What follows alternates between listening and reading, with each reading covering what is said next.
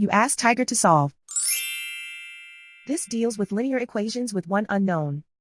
The final result is x equals -10. Let's solve it step by step. Simplify the expression. Group like terms. Simplify the arithmetic. Group all x terms on the left side of the equation. Subtract 12x from both sides. Group like terms. Simplify the arithmetic. Group like terms. Simplify the arithmetic.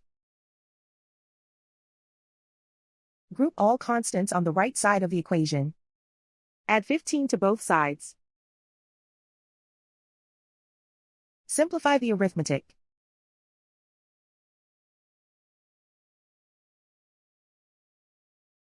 Convert the x into a positive number. Multiply both sides by -1. Remove the ones.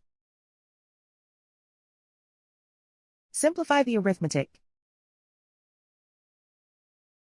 And so the final result is x equals -10.